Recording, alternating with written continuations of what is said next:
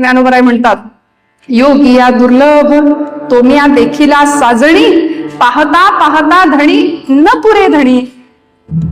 काय झालं, सगळा संदेह निघून गेला त्याला पाहिल्यानंतर. मंडळी, आपल्या या सगळ्या धकाधकीच्या आयुष्यामध्ये त्याला पाहणं विसरून जातं, हरवून जातं. म्हणून याकरता आपल्या आतमध्ये असलेला भगवंत जर पाहायचा असेल तर आपल्या प्रत्येक कर्मात त्याला आणावं लागेल. म्हणजे काय, अगा सर्वात्मका ईश्वरा, स्वकर्म कुसुमांची वीरा,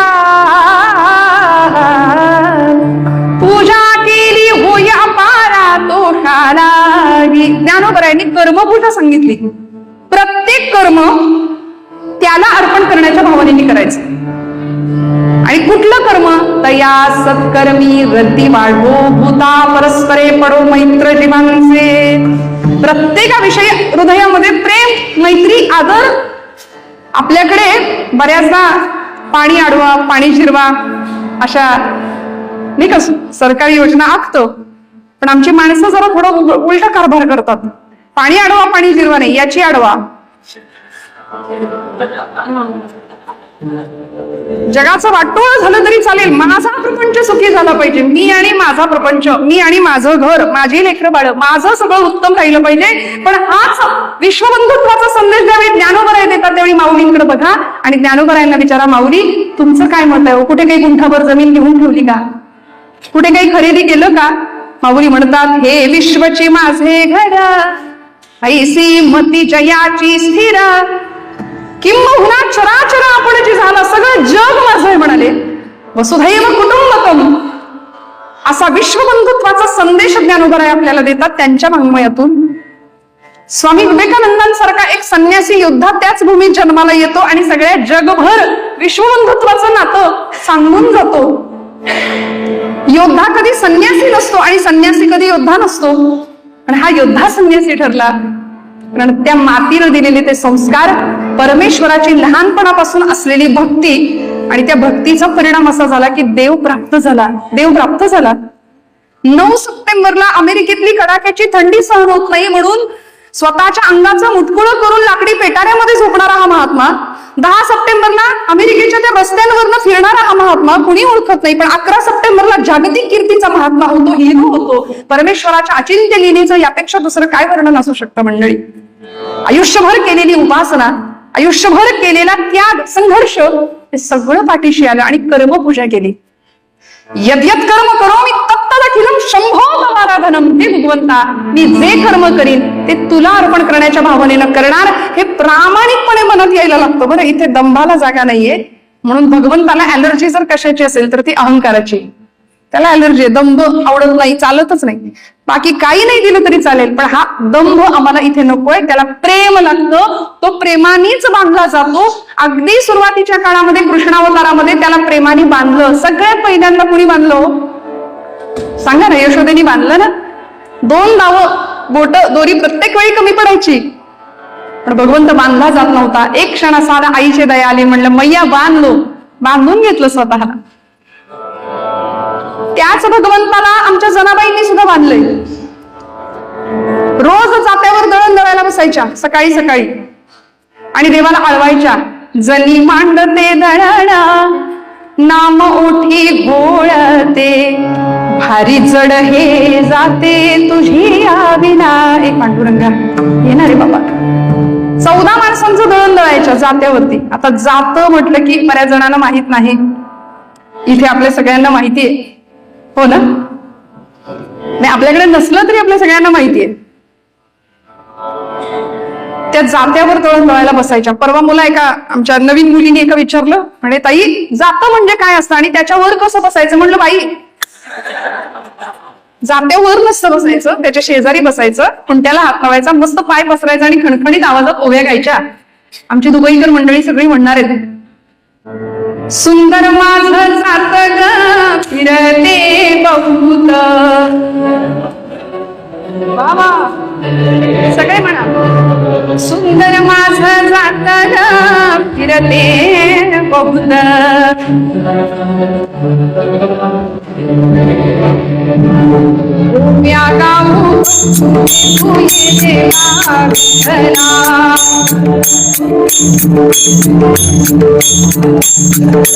ये रे बा विठ्ठला, ये रे बा विठ्ठला, ये रे बा विठ्ठला तू ये रे बा विठ्ठला, ये रे बा विठ्ठला तू ये रे बा विठ्ठला. सगळे म्हणा ये रे बा. शिव शिव दोन्ही फुटते प्रपंचाचे नेते, शिव शिव दोन्ही फुटते. ये रे बा विठ्ठला तू ये रे बा विठ्ठला,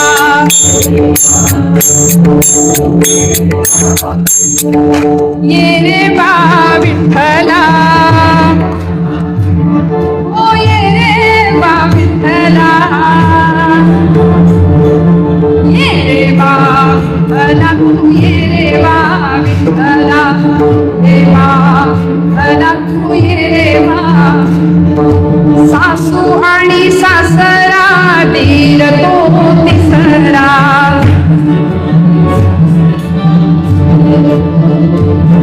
आणि ओम्या गाऊ घतारा तू ये रे बा विठ्ठला, ओम्या गाऊ घतारा तू ये रे बा, ये रे बा विठ्ठला,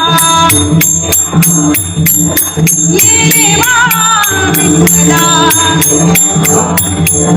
ये रे बा विठ्ठला तू ये रे बा विठ्ठला, ये रे बा विठ्ठला तू ये रे बा. तो येतो ना, तो बोलावलं तर नक्की येतो म्हणाले. जनाबाईंचा अनुभव आहे आणि तो खरंच यायचा. जात्यावर दळण दळायला बसायचा आणि जनाबाई गायला बसल्या ना, पंढरपुरातल्या लोकांना आवाज ऐकू जायचे बाहेर दोन दोन. कथा सांगते, जनाबाईंचा आवाज बाहेर आला की सगळ्या लोकांची चर्चा. जणी एकटीच राहते, दोन दोन आवाज येतात, ताबडतोब चौकशी केली पाहिजे म्हणले. आणि सगळ्यांनी जावं, गावचे पाटील, गावचे कुलकर्णी, तिच्या झोपडीला घेराव घालावा आणि पाहावं जने आतमध्ये कोण आहेत सांग. जनाबाईंनी पीठ चोपड्यात धरावं, दरवाजा उघडावा, ही गर्दी समोर. विचारावं पाटील कुणीच नाही, मी एकटीच गातीये, खरं सांग जने. 100 माणसांनी दोन आवाज ऐकले, आता तू बरी म्हणते गो मी एकटीच गाते म्हणून, खरं सांग आतमध्ये कोण आहे. जनाबाई म्हणतात पाटील खरंच कोणी नाही, खरं सांग जने. पाटील पांडुरंग आलाय. पांडुरंग तुझ्या झोपडीत कशा पाय आलाय ग. जनाबाई म्हणतात जोंधळ्याच्या भाकरीची चव लई न्यारी, पंढरीचा राणा येतो जनाईच्या दारी. कशाला येतो काय विचारता पाटील, माझ्या हातची जोंधळ्याची भाकर त्याला आवडते म्हणून येतो. वय ग जने तुझ्या झोपडीत येतो, आमच्याकडे येत नाही, तुला दिसतो आम्हासनी दिसत नाही, असं लपवून तरी कुठं ठेवलायस. जनाबाई म्हणतात पाटील लपवायचा कुठं असतो, हृदय बंदी खाना केला आत विठ्ठल कोंडीला. त्याला कुठे लपवायचा असतो. आणि असा बांधलाय ना, काय म्हणता काय विचारता, गळ्यात बांधून या दोर धरीला पंढरीचा चोर. त्याला बांधून ठेवलाय, त्याला पकडलंय आणि कुठल्या दोरानी, प्रेमसूत्र दोरी नेतो तिकडे जातो हरी. सगळ्यांची सगळी कामं त्यांनी केली. राजसूय यज्ञामध्ये पांडवांच्या घरच्या उष्ट्या पत्रावळ्या सुद्धा देवाने उचलल्यात. द्रौपदीच्या घरचं भाताचं शीत जेवून तृप्तीचा ढेकर दिलाय अखिल गोड ब्रह्मांड नायकानी. आपण जर आपलं अंतःकरण शुद्ध ठेवलं, नीतियुक्त आचरण ठेवलं तर माझ्यावर विश्वास ठेवा, काटा सुद्धा टोचून देण्याची जबाबदारी मी घेतो. मगाशी आपण ऐकलं LIC वाल्यांनी ते ब्रीद घेतलंय, पण ते देवाचा योगक्षेम महाम्यहम तो आमचा सांभाळ करतो. त्याचं ब्रीद आहे निर्वाण आणि गोविंद असे मागे पुढे काहीच साकडे पडून येते. पण बऱ्याचदा आमचं असं होतं, मी आणि माझं अहंता आणि ममता याच्यामध्ये तो आम्हाला सांभाळतोय हे आम्ही विसरून जातो.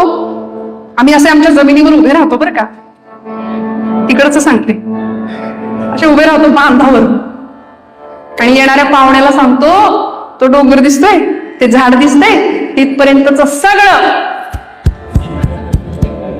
माझं. ती धरणी माता हसते, ती म्हणते बाई गो, याचा पणजा पण हेच म्हणत गेला, याचा आजा सुद्धा हेच म्हणायचा, हा सुद्धा हेच म्हणतोय. आपण सगळे भारतीय मंडळी आहात. मंडळी, ज्या भूमीतून आपण आलोय ती पुण्यभूमी आहे, ती धन्यभूमी आहे. धन्यभूमी, पुण्य देश, जेथे वैष्णवांचा वास. अनेक संत महात्मे, ती देवभूमी का ठरली? देवांना सुद्धा तिथे अवतार घ्यावेसे वाटले. आणि पंढरीश भगवान परमात्मा 28 युगांपासून तिथं उभा आहे. कसा आहे, कसं त्याचं रूप आहे? आमच्या संतांनी सांगितलं, श्रवणी मनोहर मकर कुंडले फुल्लगल्ल कर्णात दीर्घ सुप्रसन्न लोचन इंदु वदनतील पुष्पनासिका कुंदरदन अधर बिंबगत हास्य मंद मंद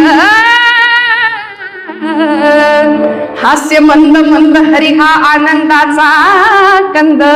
सजल नीरद श्याम तनून वरत्न खचित सौवर्णम कुटशिर पेच तुरावर कलगी विराजित कुटिलालक निटिलास कस्तुरी तिलक केशरी गंध आनंदाचा कंद. कंभकंठ विभूषित कनक कटक सहरत्न तोडर प्रभानुभासित ललितांगी धृत रत्न मुद्रिका वृंद हरिहा आनंदाचा हरिहा आनंदाचा हरिहा आनंदाचा.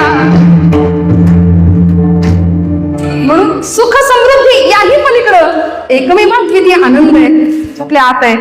आनंद जर आपल्याला प्राप्त करायचा असेल तर अनेक प्रकारचे भाडेकरू आतमध्ये येऊन बसलेत.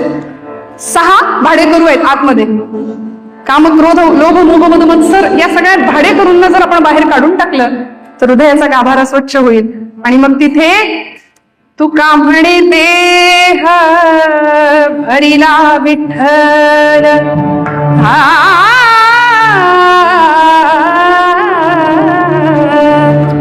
तुका म्हणे देह भरिला विठ्ठल काम क्रोधे केले घर रिते बोलावा विठ्ठल पाहावा विठ्ठल करावा विठ्ठल जीव भाव. आमच्या बोलण्यात तो, आमच्या पाहण्यात तो, आमच्या करण्यात तो, प्रत्येक कृतीत परमात्मा जर आला ना तर आमचं कर्म हे भगवंताची पूजा ठरणार आहे. कर्मे शुभ जावा, असं उत्तम कर्म प्रेमाने त्याला बांधता यावं. आणि त्याला द्यावं काय लागतं म्हणाले, मने सहित वाचा काया अवघे दिले पंढरी राया. सगळं द्यायला लागेल, मन द्यायला लागेल, वाणी द्यायला लागेल, शरीर द्यावं लागेल. सावरकरांनी 24 तास भगवंतासमोर नसतील बसले, पण ज्यावेळी अंदमानची काळकोठडी सुनावली गेली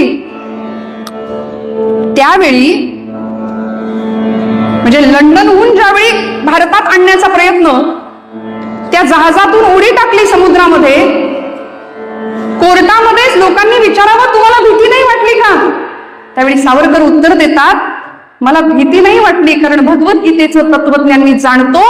माझा देह नश्वर, माझा देह संपणार आहे, पण माझा आत्मा नश्वर आहे. माझा आत्मा शाश्वत आहे, चिरंतन आहे. माझा आत्मा अमर आहे. आणि म्हणून सावरकर म्हणतात, अनादि मी, अनंत मी, अवध्य मी, भला मारिल रिपु जगती असा कवण जन्मला.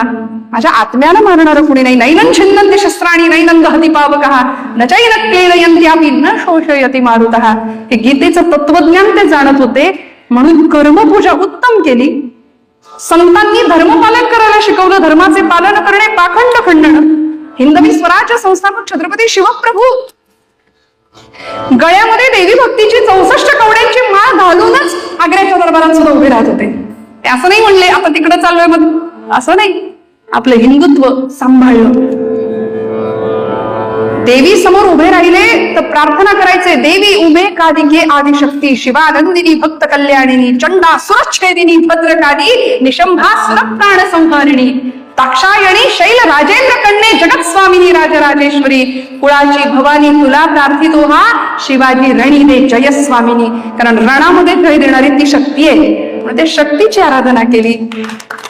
या सगळ्या उपासनेचं सामर्थ्य आमच्या पाठीशी राहावं म्हणून सामर्थ्याची उपासना आणि उपासनेचं सामर्थ्य शिकवणारे राष्ट्रगुरु समर्थ रामदास स्वामी या सगळ्या संतांनी, महापुरुषांनी, सत्पुरुषांनी परमेश्वराला जिंकण्याकरता त्याला काय द्यावं लागतं याचं उत्तर दिलं, मने सहित वाचा काया अवघे दिले पंढरीराया.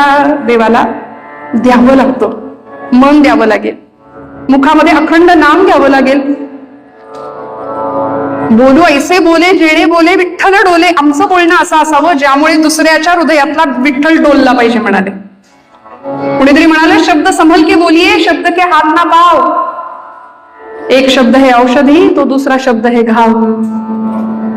शब्दाची जखम खूप मोठी असते मंडळी. शस्त्राची जखम भरून निघेल, पण वर्षाच्या शब्दाच्या जखमा आम्ही शिल्लक ठेवतो ना.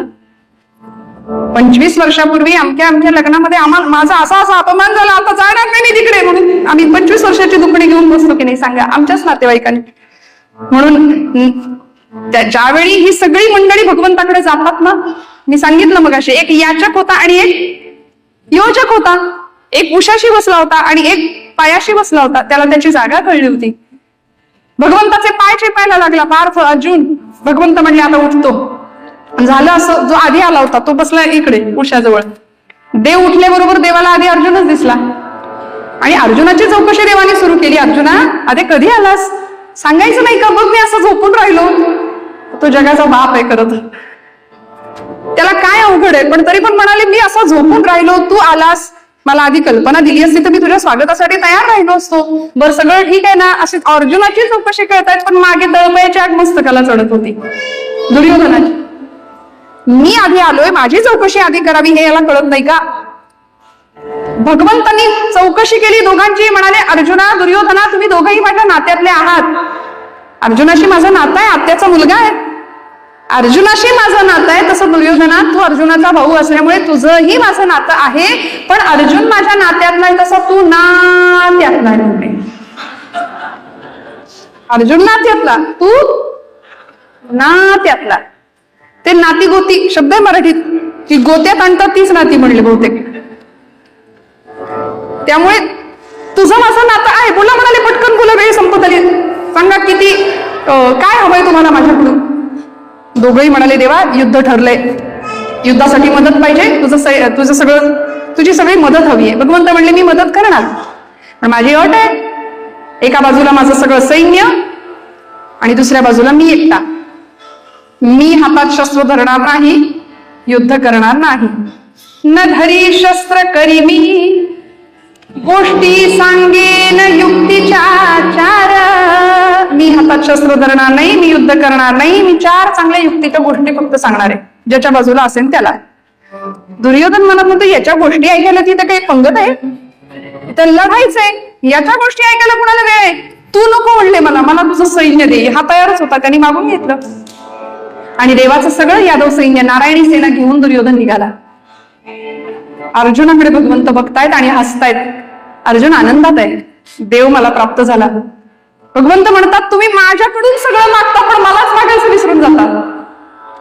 आपण देवाकडून मागतो, देवाला नाही मागत. देव म्हणतात, मी तुम्हाला द्यायला बसलोय, पण आपण त्याला नाही मागत. मेरे तो गिरीधर गोपाल दुसरा न कोई, हे धाडस मीराबाईंचं आहे, आपलं नाही. आपण म्हणतो हा माझा, तो माझा, घर माझं, संसार माझा, परिवार माझा, अमुक माझं, तमुक माझं, तसा तोही माझाच देवा. ही लबाडी आहे मला असं वाटतं.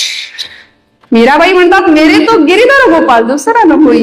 इतका निरासक्त भावनेने केलेला प्रपंच भगवंताला जास्त प्रिय आहे. पक्षी अंगणी उतरती, आपुला चारा घेऊन जाती, ते का गुंतून राहती.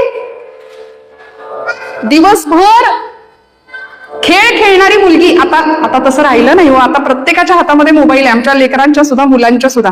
स्क्रोलिंग चालू आहे सतत, डोकं शांत नाहीये, बुद्धी स्थिर नाहीये. एक चित्र आम्ही सहज बघू शकू असे वेळ नाहीये. एक चित्र सहज आम्हाला बघता येत नाही, काही क्षणांपेक्षा जास्त, काही सेकंदाच्या वर. सहज सतत चालू आहे काही ना काही धावपळ. पूर्वीचा काळ आपण सगळ्यांनी अनुभवलाय. काय होता हो काळ? प्रतिकूलता प्रचंड होती, पण माणूस समाधानी होता की नाही? खरं सांगा, प्रचंड समाधान. घराघरामध्ये, म्हणजे एखाद्या घरात कुठेतरी टीव्ही असायचा आणि तो टीव्ही सुद्धा ब्लॅक अँड व्हाईट. घरातला एक माणूस कायम अँटिनेवर. तुम्हाला आठवलं मुंग्या गेल्या का? नाही का? पण तरी गुण्यागोविंदांनी चालू होतं ते सगळं पाहणं. आता घरात 4 माणसं, 4ही माणसांची तोंड 4ही दिशेला आहेत, नाही तर मग आपल्या आपल्या व्हर्च्युअल जगतात आहेत सगळेजण. जग जवळ आलंय पण माणूस माणसापासून लांब गेला. बहिणाबाई खानदेशातल्या कवयित्री त्यांनी समाज माणसाला प्रश्न विचारला, अरे मानसा मानस कधी होशील माणूस, लोभापायी माणसाचा झाला रे कानूस. अरे मानसा मानसा तुझी नियत बेकार, तुझ्या परीस बरं गोठ्यातलं जनावर. हे बहिणाबाईंना विचारावं लागलं. आज अनेक प्रकारच्या गोष्टी आपण आजूबाजूला पाहतो, पण मला आज धन्यता वाटते की आपण सगळे पांडुरंगासाठी, विठुरायासाठी आणि या आपल्या परंपरेसाठी इथे एकत्र आलात, म्हणून एकदा आपल्यासाठी टाळ्यांचा जल्लोष करा.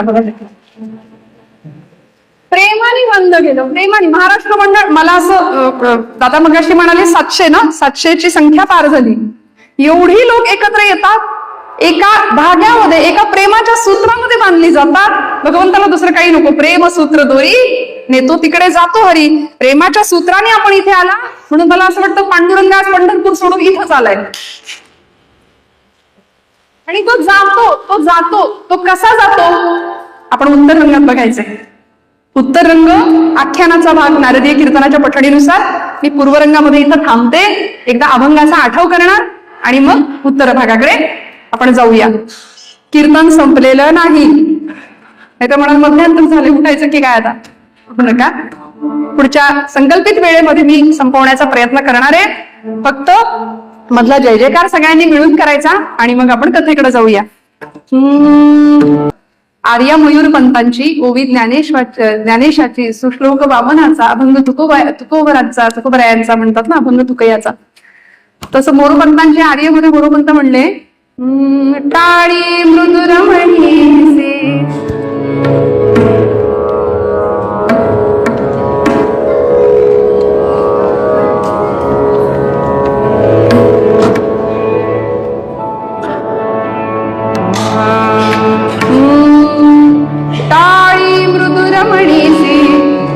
उच्च स्वरे करटाळी. बऱ्याच टाळ्यात म्हणाले. पोटाची एक टाळी, तदुपरी दुसरी लागली ध्यान टाळी. टिंगली साठी टाळी, कुणाची टिंगल झाली, चेष्टा झाली तर आपण काय म्हणतो मित्रासे देव घोटाळी. टाळा टाळी सटाळी त्यास काळ कवटाळी. जी टाळी जन्म मरणाते टाळी, म्हणून कीर्तनी वाजवा शुद्ध टाळी. जन्म मरणाला टाळणारी कीर्तनातली टाळी आहे. आणि त्या टाळी मागे विठ्ठल हा जो नामोच्चार आहे, त्याच्या मागे आज वैज्ञानिकही आम्हाला कारण मिळत आहेत, आध्यात्मिकही कारण आहेत. पायाच्या मस्तकाच्या केसापासून पायाच्या नखापर्यंत रक्तपुरवठा सुरळीत चालतो, तब्येत ठणठणीत राहते. बघा ना, आळंदी पंढरपूर वाऱ्या करणारी माणसं ऊन पाऊस काटा कुटा चिखल काहीही न पाहता नामाच्या सहाय्याने भजनाची ऊर्जा घेऊन चालतात. आणि तुमच्या माझ्या आतमध्ये असलेली जी ऊर्जा आहे ना, तिला सहन करण्याची गरज आहे. फिजिक्सचा नियम आहे ना, एनर्जी सेंट्रलाइज केली की ती जास्त शक्ती देते, ताकद देते. तसं तुमच्या माझ्याही आतमध्ये ऊर्जा आहेच आहे, पण ती झोपली म्हणले. तिला सहन करण्याची, तिला जागा करण्याची गरज आहे. महाराज म्हणाले, ज्ञानोबरा हरिपाठात म्हणतात, मंथुनी नवनीता तैसे घे अनंता, वाया व्यर्थ कथा सांगली मार्गू. दुधामध्ये दही आहे का आहे ना, पण ते दही जर दिसायचं असेल तर त्याकरता काय करावं लागेल, मंथन करावं लागेल. म्हणजे ते दुधाचं विरजण लावून ताकाचं ते ज्यावेळी आपण लोणी काढू, दह्याचं मंथन करू, त्यावेळी ते लोणी दिसेल. जसं दुधामध्ये लोणी तसा देही चक्रपाणी. दुधामध्ये लोणी दिसत नाही पण आहे, तसा देहातला चक्रपाणी जर दिसायचं असेल तर आपल्याही आतमध्ये असलेली ऊर्जा आम्हाला साठवावी लागेल. आणि त्या चैतन्य शक्तीला साथ घालायचा असेल तर भजनाशिवाय पर्याय नाही. भोजन हे देहाची भूक भागवतं, पण भजन आत्म्याची भूक भागवणारं साधन आहे.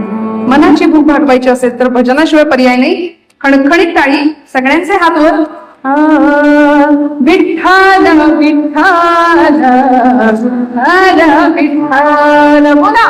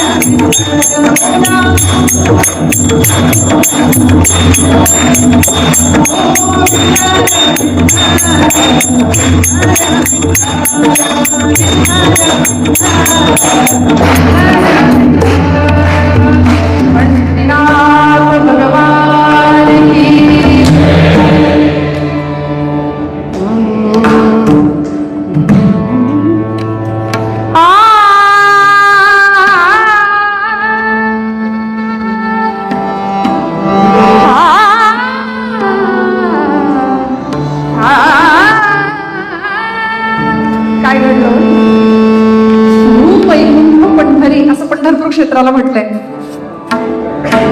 म्हणाले पंढरपूर हे भूवैकुंठ आहे आणि भगवंताचं स्थान आहे, आपण त्याला वैकुंठ म्हणतो. संत म्हणाले तुमच्या वैकुंठापेक्षा आमचं भूवैकुंठ जास्त श्रेष्ठ, जास्त मोठं, एक अक्षर जास्त आहे त्याच्याकडे. म्हणाले भूवैकुंठ. आणि त्याची रचना कशी झाली? नामदेवांचा अभंग आहे. आधी रचली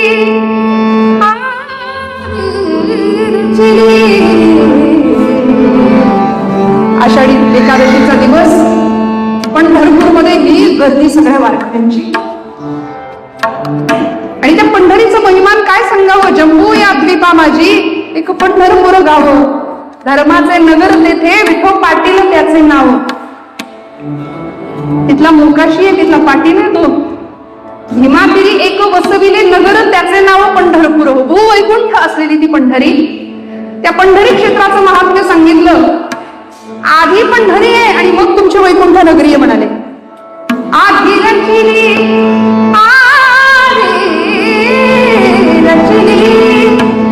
आधी रचली पंढरी मग वैकुंठ नगरी मग वैकुंठ नगरी मग वैकुंठ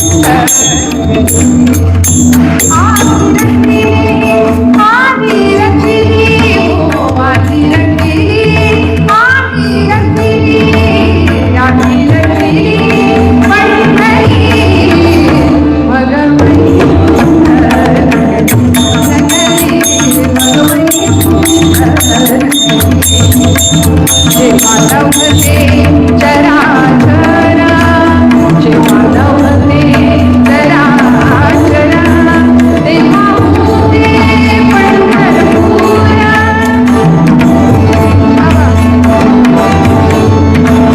तेव्हा होते पंढरपूर.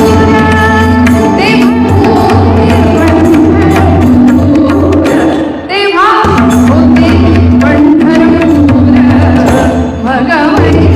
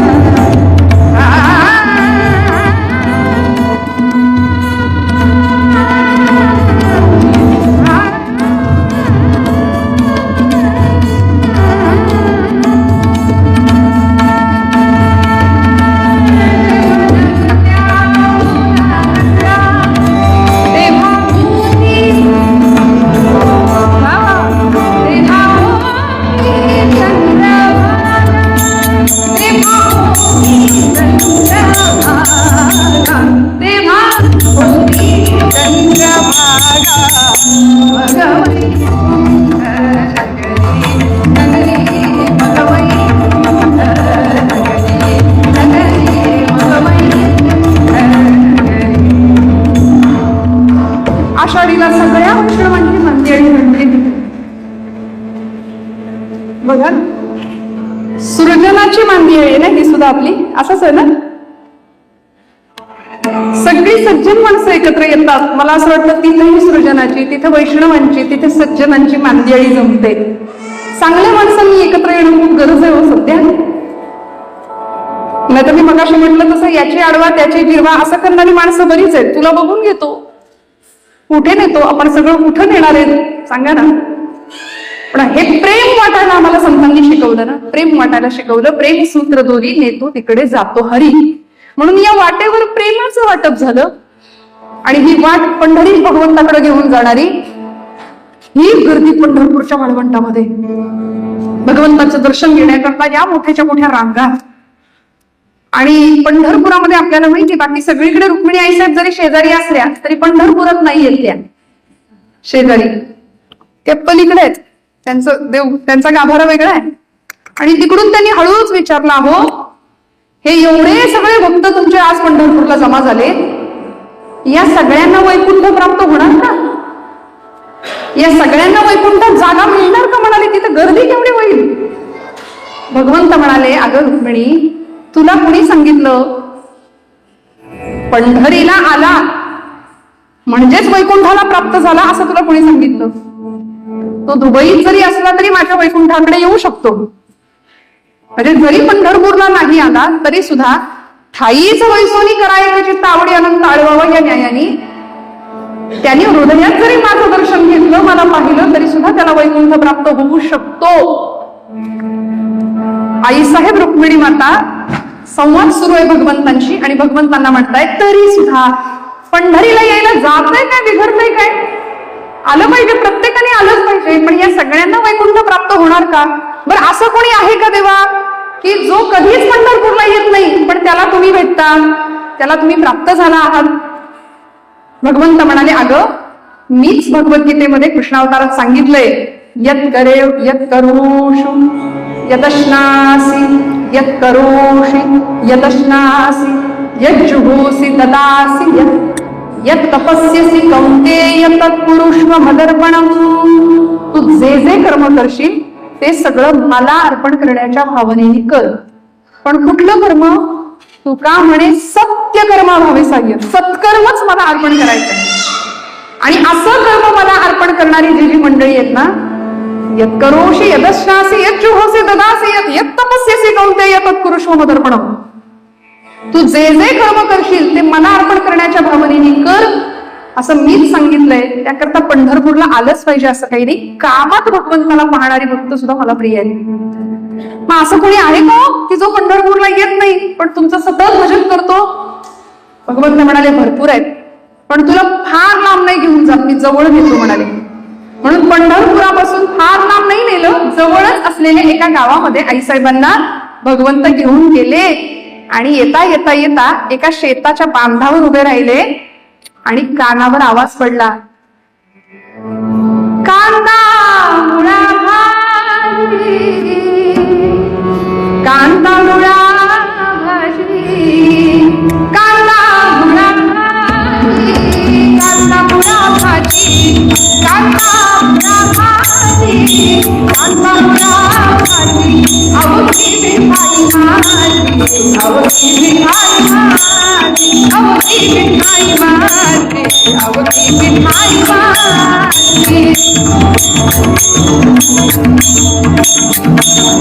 अवघी मिठाई माझी, अवघी मिठाई माझी. लसूण मिरची कोथिंबिरी, लसूण मिरची कोथिंबिरी, अवघा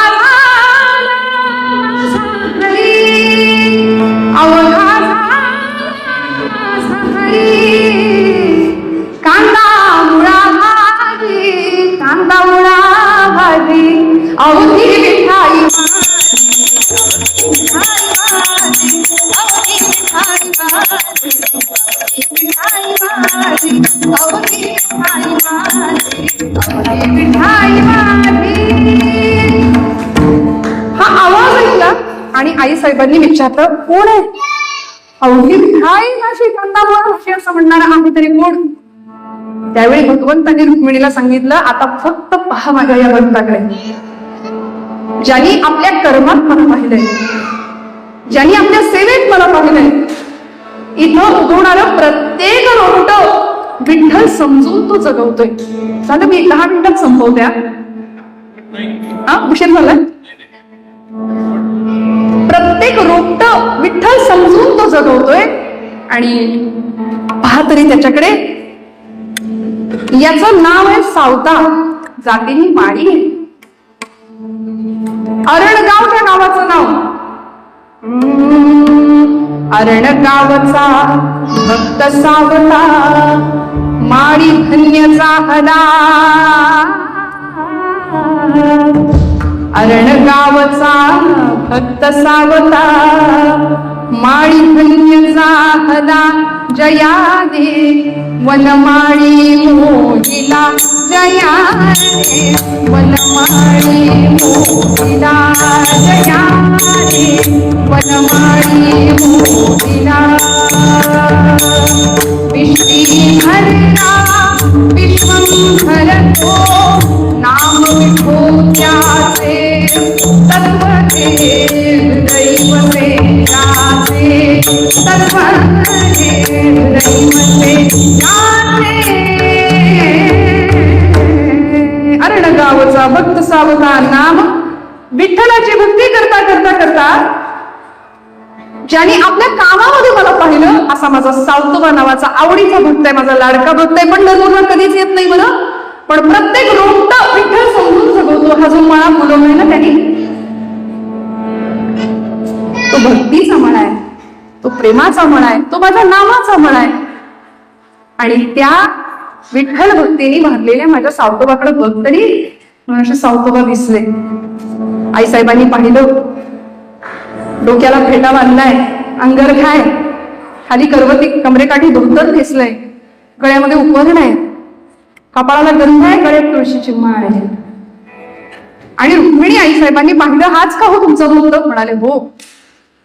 पूर्वीच्या काळी विहिरीला मोठ जुंपलेली असायची, मोठ नाडा विहीर दोरी, अवघा झाला माझा हरी. ती मोठ काळ्या रंगाची होती, त्याच्यातही त्याला विठ्ठलच दिसायचा. त्या मोठेने पाणी पाजलं जायचं शेताला, बैल होते, बैलांच्या माध्यमातून नांगरणी चाललीये, सुंदर हिरवागार मळा फुललाय.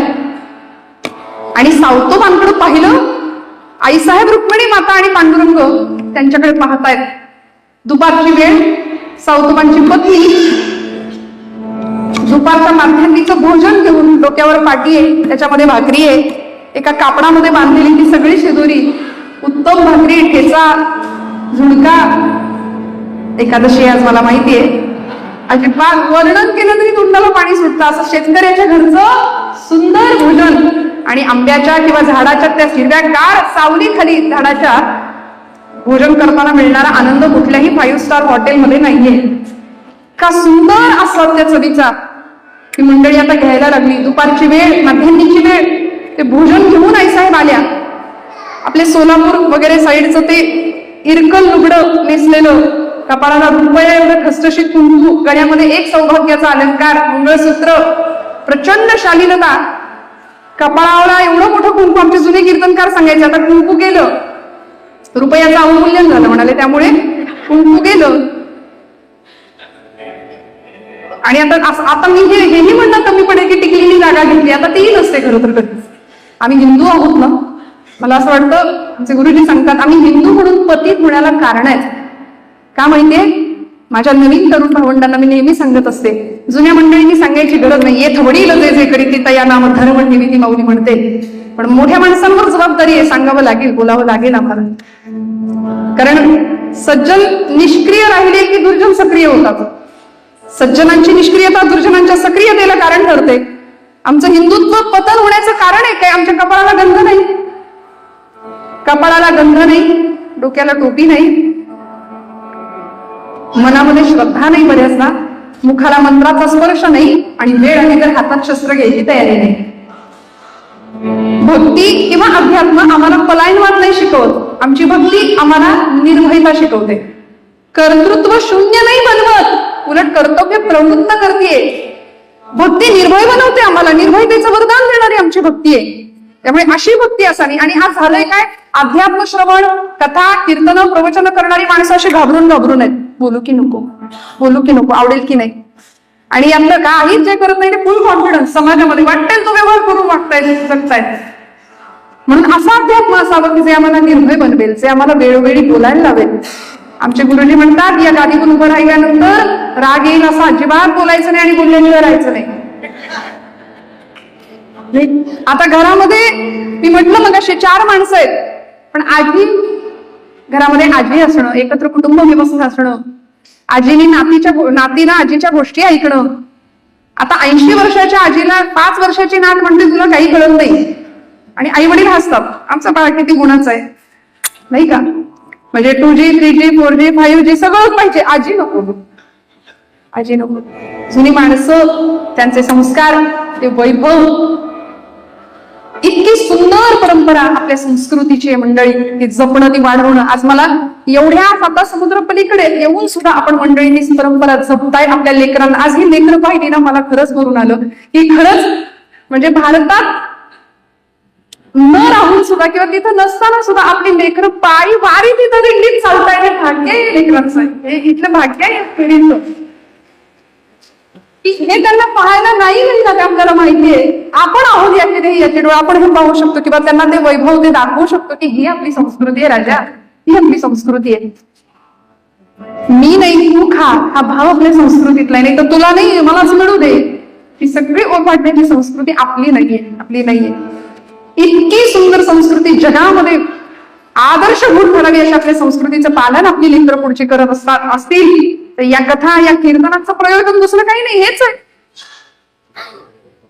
आई साहेब रुक्मिणी माता पांडुरंग परमात्म्याला विचारतात, हा तुमचा भक्त आहे का? पंढरपूरला काय येत नाही, एवढ्या जवळ राहतो अरणगाव, पंढरपूर पासून जवळ असलेलं गाव आहे अरणदिंडी. मग अरणगाव पासून पंढरीला यायला जातंय काय? भगवंत म्हणाले तुला उत्तर मिळेल, थांब जरा. माध्यान्नीची वेळ, सावतमांची पत्नी भोजन घेऊन आल्या आणि सांगितलं, कारभारी, बरोबर ना, कारभारी बैलांना मोकळं करा, ऊन डोक्यावर आले ती, आता मस्तपैकी जेवायला बसा बरं. आणि त्या आंब्याच्या झाडाच्या सावलीखाली छान शिदोरी उघडली, जेवायला वाढलं आणि सावतोबा बैलांना मोकळं केलं, चारा पाणी घातलं आणि जेवायला बसले. पहिला घास, अन्न ब्रह्माची प्रार्थना करून पहिला घास मुखात घातला आणि पत्नीने विचारलं, धनी राहून राहून राहून राहून एक प्रश्न सारखा मनात येतो, विचार होतो. म्हणले, विचार की, तुम्ही पांडुरंगाचं भक्त आहेसा, कपाळाला टिळा लावता, गंध लावता, बुक्का लावता, गळ्यात तुळशीची माळ आहे, पंढरपूरला कधीच जात नाही, या एवढ्या दिंड्या, या एवढ्या वाऱ्या आपल्या मण्यावरनं जातात, तुम्ही कधीच जात नाही. 15 वर्ष झाली आपला प्रपंच सुरू होऊन, आपल्याला 8 वर्षाची मुलगी आहे नांगिता नावाची, नागू नावाची, कधीच आम्ही पाहिलं नाही तुम्ही पंढरपूरला गेला, सांगा ना का नाही पंढरीला जात तुम्ही? सावतोबांनी जेवण आटोपलं, म्हणले, कारभारने हा प्रश्न आहे व तुझा, सांगतो म्हणले उत्तर. हात धुतला आणि बैलांच्या जवळ गेले आणि बैलांच्या पाठीवर एक थाप मारली आणि म्हणले, पांडुरंग फक्त विटेवर आहे असं तुला वाटतं का? वेदांचं तत्वज्ञान आहे, उपनिषदांचं तत्वज्ञान आहे. एको देव हा सर्वभूतेषु गूढः सर्वव्यापी सर्वभूतांतरात्मा, सगळीकडे परमात्मा आहे. तुला असं वाटतं का देव फक्त विटेवरच आहे? असं नाहीये. या बैलात तो दिसतो मला, बैल विठ्ठल शेत विठ्ठल, बैल विठ्ठल शेत विठ्ठल विश्व विठ्ठल गे, बैल विठ्ठल शेत विठ्ठल विश्व विठ्ठल गे, विठ्ठलाने मोठ काळी देवी विठ्ठल गे, विठ्ठलाने मोठ काळी देवी विठ्ठल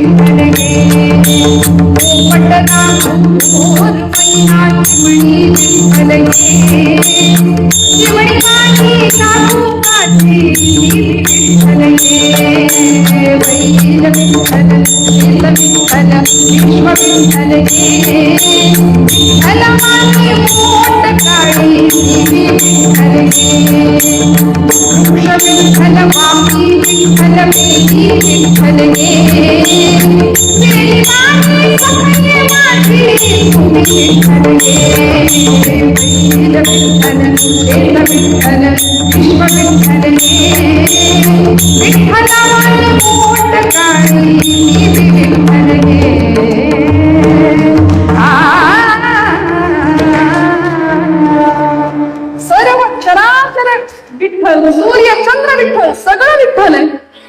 एखाद्या वृक्षाच्या आधाराने जशी वेल वाढते तशी या प्रपंच रूपी संसारामध्ये, या संसारामध्ये माझ्या आधाराने राहणारी तू सुद्धा मला विठ्ठल स्वरूप दिसतेस. माझी मुलगी विठ्ठल स्वरूप आहे. मग मला सांग, हा मळा आपण राखलाय, हजारो वारकरी इथे येतात, जेवतात, आपण त्यांना अन्नदान करतो, शिधा देतो. मग त्यांना उपाशी ठेवून, त्यांच्या अंतरंगातला पांडुरंग उपाशी ठेवून आपण पंढरपूरला कसं काय जायचं सांग बरं. म्हणून आपण पंढरपूरला जात नाही. हे सगळं ऐकलं आणि रुक्मिणी आईसाहेबांचा संदेह मिटला, प्रश्नाचं उत्तर मिळालं. पांडुरंग आणि रुक्मिणी आईसाहेब निघून गेले आणि हे सगळं तत्वज्ञान आता पत्नीला सांगितलं सावतोबांनी. पण तेवढ्यात त्यांची ती 8 वर्षाची मुलगी नांगीत आहे, धावत आली आणि मागणारी पिठी मारली, बाबा बाबा, शेजारच्या मळ्यातल्या माझ्या सगळ्या मैत्रिणी यंदा पंढरीला चालल्यात बाबा, चला ना आपण पण जाऊ पंढरपूरला. आता पत्नीला जे तत्वज्ञान सांगितलं ते मुलीला कसं सांगायचं. पण अधिकार कैसा करू उपदेश हा संतांचा भाव आहे. म्हणून तिला तिच्या भाषेत सांगितलं, बाई नागू, आपण पंढरीला नाही जात बाळा. बाबा का जात नाही, चला ना, 8 वर्षाचं वय लेकीचं. कोणी कन्यापुत्र होती जे सात्विक तयांचा हरिख वाटे देवा. अशा कुळामध्ये जन्माला येणारी संतती काय असते बघा. तुकोबराय म्हणतात, आमच्या वाडवडिलांकडून आम्हाला दुसरं काही नाही मिळालं, आमच्या वाडवडिलांकडून आम्हाला संपत्तीचा वारसा नाही मिळाला. महाराज म्हणतात, माझ्या वडिलांची निराशिगा देवा तुझी चरण सेवा पांडुरंगा. आमच्या वाडवडिलांनी आमच्यासाठी संपत्तीचा सातबारा नसेल ठेवला, पण संस्कारांचा आणि परमार्थाचा सातबारा ठेवलाय. मला असं वाटतं आपल्या प्रत्येकाकडे तो सातबारा हवा. संपत्तीचा नसला तरी सुद्धा परमार्थाचा, उच्च आध्यात्मिक मूल्यांचा, ती शिदोरी आपण पुढच्या पिढीकडे हस्तांतरित करणं हे आपलं काम आहे.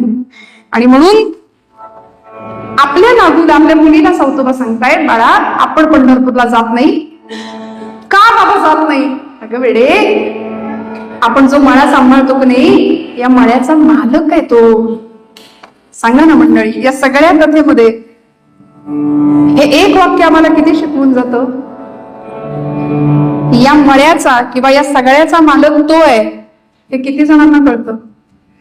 आम्ही बऱ्याचदा माझं माझं मी माझं अहंता ममता या ओझ्याखाली दुःखाला पात्र ठरतो. हा जीव प्रत्येक वेळी सुखाच्या आशेमध्ये राहतो, पण वाट्याला दुःख येतं.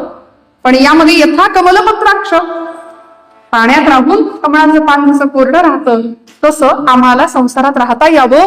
म्हणून ज्ञानोबराय सांगतात, सुखी संतोषानं यावे, दुःखी विषादानं भजावे, आणि लाभालाभ न धरावे मना माझे समह शत्रौट मित्रेच. प्रत्येक अवस्थेमध्ये आम्हाला असं स्थितप्रज्ञ, हा भगवद्गीतेतला भगवंताचा आवडीचा शब्द आहे, आम्हाला राहता आलं पाहिजे. बॅलन्स, ज्याला न्यूट्रल आपण म्हणतो, उत्तम राहता आलं पाहिजे. कुठल्याही परिस्थितीमध्ये, सुख दुःखाच्या परिस्थितीमध्ये आम्हाला समतोल जीवन जगता येईल का. सुखी संतोषानं यावे. जुनी माणसं सांगायची, हेही दिवस जातील, असं एक शब्द, एक वाक्य कायम भिंतीवर लिहावं म्हणाले. कारण हे वाक्य सुखामध्ये आपण खूप नाचायला लागलो तरी हे वाक्य शिकवतं, खबरदार हेही दिवस जातील. आणि दुःखाने जरी खचून गेलो तरी ते वाक्य आधार देईल, हेही दिवस जातील. आणि या परिस्थितीमध्ये आपल्या लहान लेकीला सावतोबा सांगतायत, इथे पांडुरंग, या पांडुरंगाचा हा मळा आहे, त्याने आपल्याला सांभाळायला दिलाय. आपण त्याचं कुळ म्हणून काम करतो, आपण त्याचे नोकर म्हणून हा मळा सांभाळतोय. या मळ्याचा मालक तो आहे. नागुनी ते ऐकलं, म्हणे बाबा खरंच की काय, आपल्या मळ्याचा मालक पांडुरंग आहे. हो पांडुरंग आहे. मग कधी येत नाही खंडणी वसूल करायला, वाटा मागायला, आला पाहिजे ना. सावतोबा म्हणले, आता तू बोलावलंस तर येईल. खरंच येईल बाबा, येईल. झालं. 8 वर्षाच्या मुलीने ते मनावर घेतलं, पटकन परकराचा ओचा तयार केला आणि मळ्यातल्या काही भाज्या, रताळी, गाजरं, जे काही असेल भाजीच्या पेंड्या केल्या आणि त्या ओच्यात भरून समोरून ज्या दिंड्या येत होत्या ना, त्या दिंड्याच्या समोर ती येऊन उभी राहिली आणि येणाऱ्या वारकऱ्यांना सांगायला लागली, वारकरी दादा पंढरपूरला निघालात का हो? अशी दिंडी एक एक एक एक समोर यायला लागली. एका दिंडी समोर आडवी समोर उभी राहिली आणि त्या वारकऱ्यांना सांगितलं, दादा पंढरीला निघालात का हो? ऐका ना, आमचा जो मळा आहे ना, त्या मळ्याचा मालक आहे पांडुरंग. त्या मळ्यातल्या काही गोष्टी आहेत त्याच्यापर्यंत पोहोच करता का हो? पण बघा, काहींच्या गळ्यात तुळशीची माळ असते. आमचे गुरुजी म्हणतात माळेला मळी 108, पण काहींकडे थोड्याही तेवढ्या असतात. फक्त गळ्यात माळ असून उपयोग नाही, कपाळाला गंधा असून उपयोग नाही. माळेबरोबर पथ्य आली, जेणे विठ्ठल मात्रा घ्यावी त्याने पथ्य सांभाळावी. गळा माळ शोभे आत्मरूप शांती, गळा माळ शोभे आत्मरूप शांती, भक्तिभाव दोन्ही धरू टाळ हाती, टिळा विरक्तीचा कपाळा अगदी विठ्ठलाच्या भजनात घालू, एक तारी संगे एक रूप झालो. काय पथ्य आहे? दुसऱ्याचं हृदय दुखावलं जाईल असा शब्दही मुखातून न आणणं. बघा ना, अख्खी ज्ञानेश्वरी आपण उघडून बघूया कधीतरी. मला असं वाटतं आपल्यापैकी सगळेजण रोज 300 ओवे वाचत असतील ज्ञानेश्वरीच्या, नाही का? मग 200 नाही, 100, 50. इकडे आपण 5 नाही, माझं नका ऐकू, नामदेव महाराजांचं ऐका. एकतरी ओवी अनुभवावी, हा एकतरी ओवी अनुभवावी, नावा म्हणे ग्रंथ श्रेष्ठ ज्ञान देवी, एकतरी ओवी अनुभवावी, एकतरी ओवी अनुभवावी. एकतरी आपल्या घरामध्ये ज्ञानेश्वरी असेल नसेल तर ते खरंच ठेवूया बरं का. मी असं नेहमी म्हणते की सध्या फार टेन्शन आहे माणसाकडे, फार ताण आहे, तणाव आहे, व्यस्तता आहे. जो तो धावतोय. संत म्हणले, सुखा लागी करीशी तळमळ, तरी तू पंढरीशी जाय एक वेळ, मग तू अवघाची सुखरूप होशी, जन्मोजन्मीचे दुःख विसरशी. प्रचंड व्याप. आणि दिवसभरात आपल्याकडे बऱ्याचदा हे वाक्य, मला वेळ नाही. वेळ येत आहे का कीर्तनाला? कुठला वेळ नाही. मग जगातलं सगळ्यात खोटं वाक्य आहे, मला वेळ नाही. आणि ते वाक्य आम्ही बऱ्याचदा उच्चारत राहतो, मला वेळ नाही, मला वेळ नाही, मला वेळ नाही. प्रपंचासाठी वेळ आहे, पण परमार्थासाठी वेळ नाही. ब्रह्मचैतन्य गोंदवलेकर महाराज आहेत आमच्या सातारा जिल्ह्यामध्ये. ते म्हणतात की आम्ही प्रपंच फार आवडीने करतो, परमार्थ सवडीने करतो. बघू जमलं तर. आत्ता कुठं कीर्तन रिटायरमेंट झाल्यानंतर करायच्या या सगळ्या गोष्टी आहेत. पण ज्ञानोबा यांचं वय 16 वर्षाचं होतं फक्त, ज्यावेळी जगाला ज्ञानेश्वरी दिली. 16 वर्षाचं होतं. 21व्या वर्षी संजीवन समाधी घेतली. लोकांनी ती समाधी सुद्धा चर्चेत आणली. तुकोबरायांचं वैकुंठ गमन सुद्धा चर्चेत आणलं. ज्ञानोबरायांची संजीवन समाधी उघडून पाहावी म्हणून 250 माणसांचा ट्रक गेला होता, भरून आणून दिला. शुक्ल नावाचे प्राध्यापक होते, शास्त्रज्ञ होते त्यावेळी तिथे. सोनोपंत मामा दांडेकर होते. या सगळ्या मंडळींनी सांगावं ज्ञानोबराय पाहून घेतील काय ते. शुक्ल शास्त्रज्ञांनी सांगावं तुम्ही नंतर तुमचं काम करा, पण आधी मी एक प्रयोग सांगतो तेवढा करा. विज्ञान म्हणताना तुम्ही, मग तुमच्या विज्ञानाच्या पायऱ्यांनी आपण जाऊया. समाधीपासून काही अंतरावर 3 मीटर ठेवण्यात आले आणि आम्ही सगळे बाहेर थांबतो म्हणाले समाधीपासून.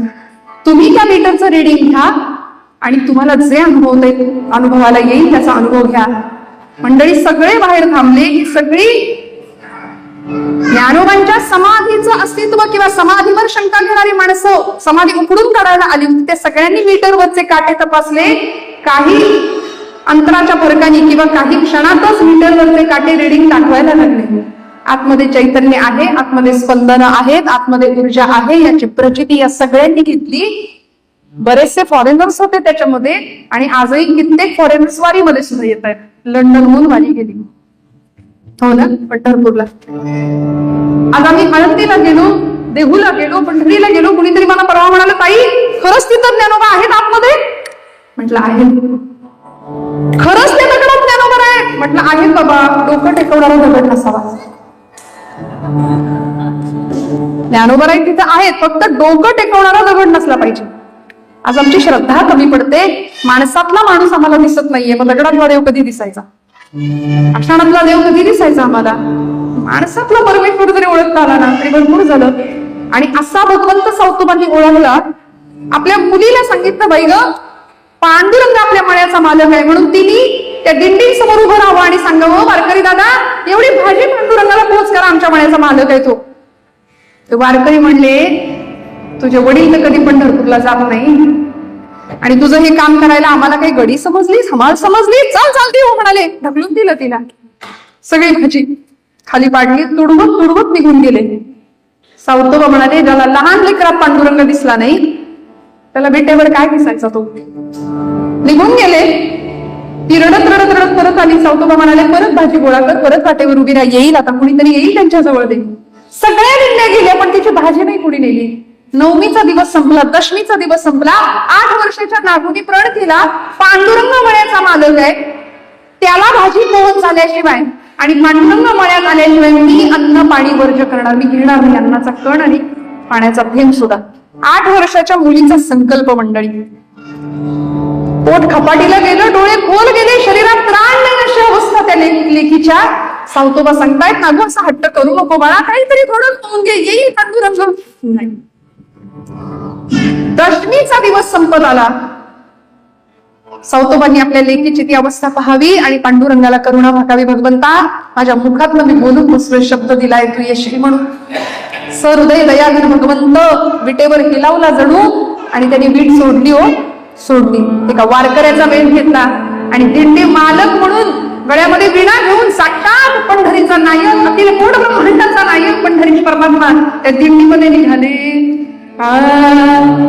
जय हरी विठ्ठल, जय हरी विठ्ठल, जय हरी विठ्ठल, जय हरी विठ्ठल, जय हरी विठ्ठल,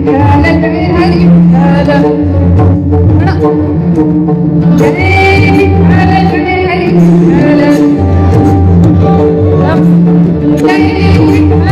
हरी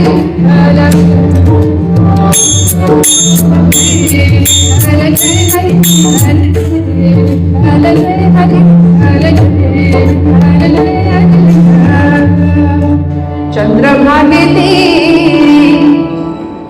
भगवंत यायला लागला आणि त्या वाटेवरून जसं भगवंतांची दिंडी यायला लागली ना तशी नागू अशी आडवी समोर आलीच आणि हळूच पांडुरंगाकडे पाहिलं. वारकरी दादा, आता आधी कसं असतं, दुधाने तोंड पोळलं की माणूस ताक सुद्धा पोंगून पितो, आपल्याकडे म्हणून आहे.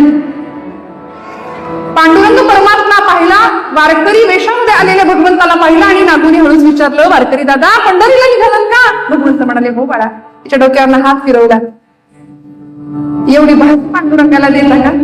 मळ्याचा मालक आहे आमचा पांडुरंग. माझे बाबा म्हणतात आमच्या मळ्याचा मालक आहे पांडुरंग, पण कधी आला नाही आजपर्यंत. एवढी भाजी त्याला पोहोच करा आणि जमलं तर त्याला निरोप सांगा, कधीतरी ये म्हणाव मळ्यात आणि एकटा येऊ नको, आईसाहेबांना घेऊन ये.